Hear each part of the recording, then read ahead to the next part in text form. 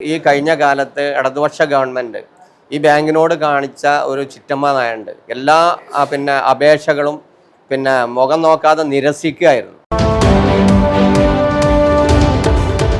ഇനിയും ബാങ്ക് ഒട്ടനവധി പദ്ധതികൾ ആവിഷ്കരിച്ച് മുന്നോട്ട് പോവുകയാണ്. പ്രത്യേകിച്ച് ഈ കഴിഞ്ഞ കാലത്ത് ഇടതുപക്ഷ ഗവൺമെൻറ് ഈ ബാങ്കിനോട് കാണിച്ച ഒരു ചിറ്റമ്മ നയമുണ്ട്. എല്ലാ അപേക്ഷകളും മുഖം നോക്കാതെ നിരസിക്കുകയായിരുന്നു. അതിന് കാരണങ്ങൾ കാണിക്കാതെ ബ്രാഞ്ചിന് അപേക്ഷ കൊടുത്തിരുന്നു. ഒപ്പം തന്നെ ഗവൺമെൻറ് നടപ്പിലാക്കിയ ഒരു പദ്ധതിയുണ്ട്.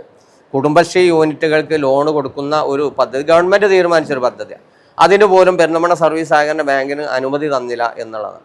ഒപ്പം തന്നെ ഈ പെരിന്തൽമണ്ണയിൽ ആയിരക്കണക്കിന് വ്യാപാരികൾ അവർക്ക് ചെറിയ തോതിൽ അവരുടെ ബിസിനസ് ഡെവലപ്മെൻറ്റ് ചെയ്യാൻ വേണ്ടിയിട്ടുള്ള ചെറിയൊരു ലോണ് സംവിധാനം ഞങ്ങൾ തീരുമാനിച്ചിരുന്നു.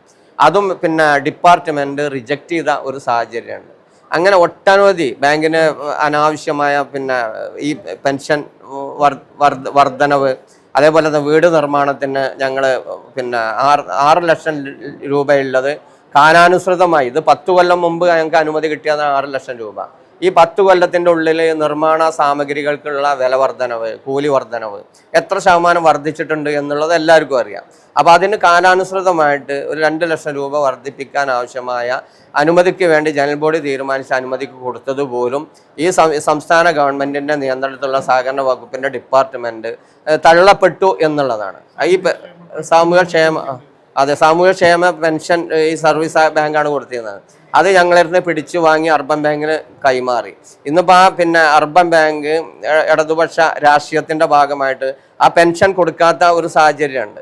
ഗവൺമെൻറ് പെൻഷൻ കൊടുക്കുകയും അർബൻ ബാങ്ക് നിന്ന് പെൻഷൻ കൊടുക്കാത്ത ഒരു സാഹചര്യമുണ്ട്. അപ്പോൾ അതൊക്കെ ഒരു അതിൻ്റെ വേറൊരു വശത്തിലേക്ക് ഞാൻ കടക്കുന്നില്ല.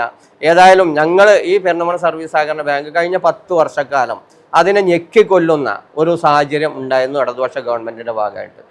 ഇതിനൊരു മാറ്റം ഈ സംസ്ഥാന ഗവൺമെൻറ് വന്നതോടുകൂടി ഇനി ഞങ്ങളെ സംബന്ധിച്ച് വലിയ ആശ്വാസം, വലിയ പ്രതീക്ഷ ഞങ്ങൾക്ക് ഉണ്ട്.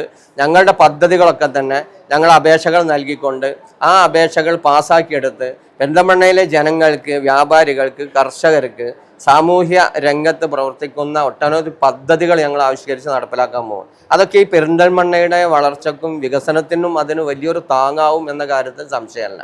ഒരു ഗവൺമെൻറ് സംവിധാനമല്ല എങ്കിൽ പോലും ഒരു സഹകരണ സംവിധാനമാണ്. ഈ സഹകരണ സംവിധാനത്തിൽ നിന്നുകൊണ്ട് ഒരു ഗവൺമെൻറ് ചെയ്യാൻ പറ്റാത്ത രീതിയിലുള്ള കാര്യങ്ങൾ ഞങ്ങൾ ഈ പെരിന്തൽമണ്ണയിൽ ചെയ്യുന്നു. ഞങ്ങൾ 2-3 പദ്ധതികളും കൂടി അവിടെ കൊടുത്തിട്ടുണ്ട്.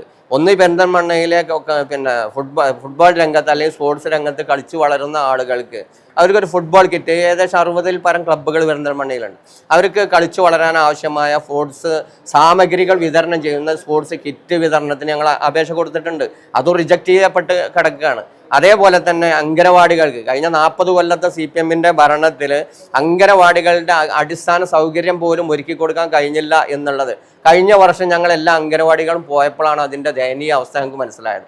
അത് മനസ്സിലാക്കിക്കൊണ്ട് ഈ പെരിന്തൽമണ്ണയിലെ 40-ൽ പരം അംഗനവാടികൾക്ക് നല്ല ഒരു പ്രൊജക്റ്റ് നമ്മൾ വെച്ചിട്ടുണ്ട്. ഒരു 15,000 രൂപയോളം വരുന്ന എല്ലാ അംഗനവാടികൾക്കും 15,000 രൂപ വരുന്ന സാധന സാമഗ്രി, അവർക്ക് അടിസ്ഥാന സൗകര്യം ഒരുക്കി കൊടുക്കാനുള്ള സാധന സാമഗ്രികൾ വാങ്ങിക്കൊടുക്കാനുള്ള ഒരു പദ്ധതി കൂടി ഞങ്ങൾ അനുമതിക്ക് വേണ്ടി കൊടുത്തിട്ടുണ്ട്.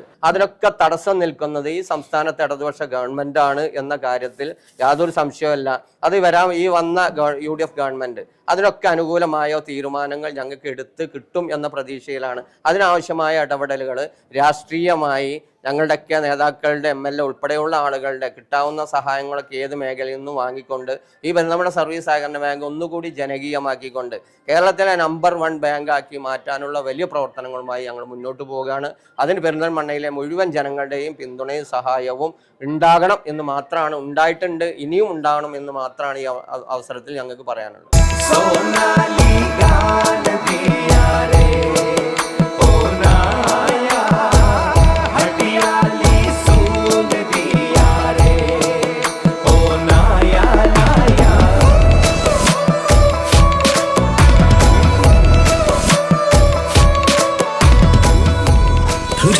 Years of sparkling legacy. Popular Gold and Diamonds, Perindalmanna.